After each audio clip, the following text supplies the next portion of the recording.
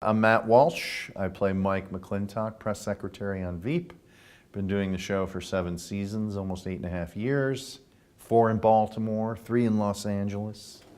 It's the longest I've ever played a character, and I love playing Mike McLintock, and I love being on Veep.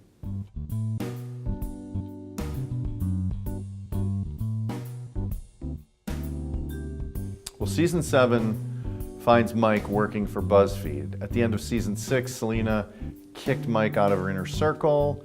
He's scrambling to support 3 children, Mike, thinking about getting another one. So he is on the road, Skyping home to his family, living with college-age kids, and trying to adapt once again to a media world that's just much faster than he is. Oh my God, I do. I really think our season 7 delivers on a lovely wrap-up for all the characters. Obviously Selena, but all of us, I think we get a nice send-off, and I think it's funny throughout. And I do think it's like no other season before. I think we've ramped up the absurdity and the pace, and there's also a lot of people who come back from all the seasons. You're gonna get to see all the great characters who were born in Veep, and they all come through for a victory lap. So I think it's a pretty special season. Hardest thing about saying goodbye to Veep?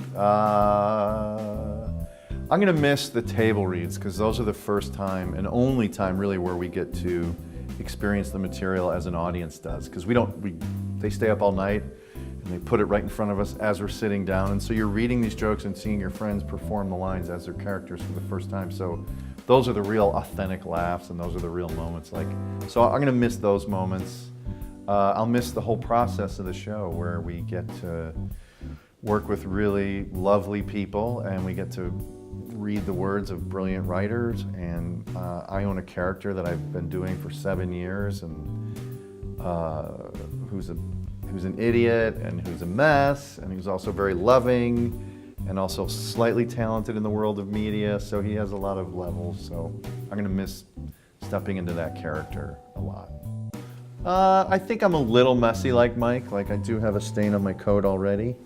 I think I'm slightly lazy like Mike, but after that there's not a lot of similarities between Mike. I'm a little smarter than Mike, thank God. Yeah, I don't know. I'd like to think I wouldn't stay with Selena as long as Mike did. I have a little more respect for myself. So there's a little similarity, but not a ton. I took a piece of a set that a scene that Mike was in, and Dave Mandel encouraged me to take it, because he's an obsessive collector himself. And it weighs about 200 pounds, and it's about the size of half a garage door. So it's this giant thing that's in my office back in LA, and I don't know what I'm gonna do with it. You know how? The lovely people in props framed it for me, so they cut it out of a wall, they put a sturdy frame behind it, and they delivered it to my office. So I had nothing to do with it. That's nice of them. That's how things get done in my world. If I don't have to do anything, it can happen. You know what? What are the similarities? Well, I think Mike is better at his job than Sean Spicer. I think Mike has more integrity than Sean Spicer, because he would have quit, I think.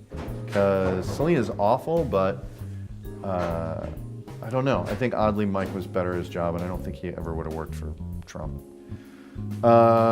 Quit your job. I would say it to Sarah Huckabee too. I would say that Huckabee Sanders. I would say, Sarah, Sean, I understand the need to get the best job for a press secretary in the world, and I understand the power and the access you're getting, and I understand how long it takes to get that job, being kicked around and suffering a lot of moments in your life to get there. But once you have that job, tick that off your list and get the F out. Because at some point you're complicit in the awfulness.